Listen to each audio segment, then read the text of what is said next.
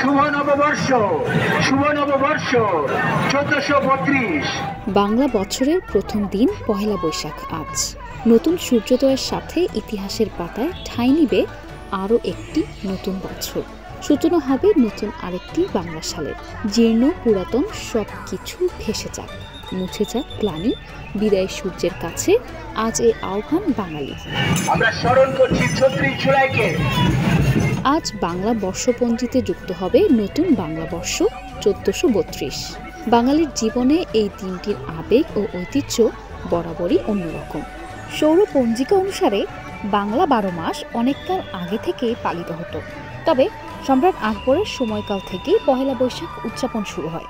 খাজনা আদায়ে সুষ্ঠুতা প্রণয়নের লক্ষ্যে মুঘল সম্রাট আকবর বাংলা সনের প্রবর্তন করেন।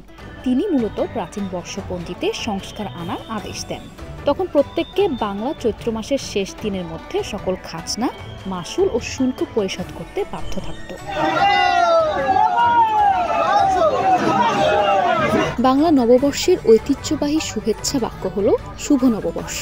পহেলা বৈশাখ সব সংকীর্ণতা, কূপমণ্ডূকতা পরিহার করে উদার নৈতিক জীবন ব্যবস্থা করতে উদ্বুদ্ধ করে। মনের ভেতরের সব ক্লেদ, জীর্ণতা দূর করে আমাদের নতুন উদ্যমে বাঁচার অনুপ্রেরণা দেয়।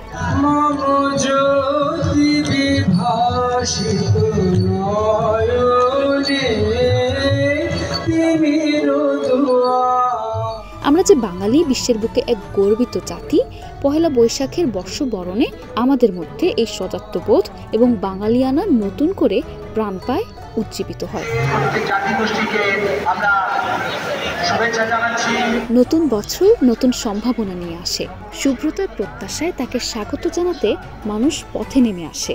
বাংলাদেশের মানুষ নতুন বছরকে বরণ করে নেয়ার এক নতুন ধারার জন্ম দিয়েছে। বৈশাখে বর্ণিল উৎসবে সাজে সারা দেশ। রাজধানী সহ দেশ জুড়ে থাকে বর্ষবরণের নানা আয়োজন। তবে এবার স্বৈরাচার পতনের পর নতুন বাংলাদেশে হচ্ছে বর্ষবরণ। গত বছরের জুলাই গণ অভ্যুত্থানে রাজনৈতিক পট পরিবর্তনের পর এই প্রথম বাংলা নববর্ষ উদযাপন করা হচ্ছে। ঢাকা বিশ্ববিদ্যালয়ের চারুকলা অনুষদের শিক্ষার্থীদের আয়োজনে প্রাক্তন শিক্ষার্থী ও শিক্ষকদের সহযোগিতায় প্রতি বছর পহেলা বৈশাখে ঢাকার শাহবাগ রমনা এলাকায় মঙ্গল শোভাযাত্রার আয়োজন করা হয় খুবই জাঁকজমকভাবে। কিন্তু বাংলা বর্ষবরণের অন্যতম আয়োজন মঙ্গল শোভাযাত্রার নামটি বদলে এই শোভাযাত্রার নতুন নাম হবে বর্ষবরণ আনন্দ শোভাযাত্রা।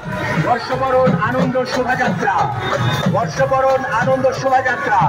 ঢাবির উপাচার্য অধ্যাপক ডক্টর নিয়াজ আহমেদ খান বলেন, আমরা শোভাযাত্রার নাম পরিবর্তন করছি না, তবে পুরনো নাম ও ঐতিহ্যে ফেরত যাচ্ছি, যেটা দিয়ে চারুকলার এই কার্যক্রম শুরু হয়েছিল। শোভাযাত্রার মূল প্রতিপাদ্যে দুটো বার্তা রয়েছে। একটি হচ্ছে নিবর্তনমূলক স্বৈরাচারী ব্যবস্থার অবসান, রাজনৈতিক ও সামাজিক নিবর্তনমূলক স্বৈরাচারী ব্যবস্থার বিরুদ্ধে মানুষের যে স্বতঃস্ফূর্ত প্রতিবাদ, সেই বিষয়টি তুলে ধরা।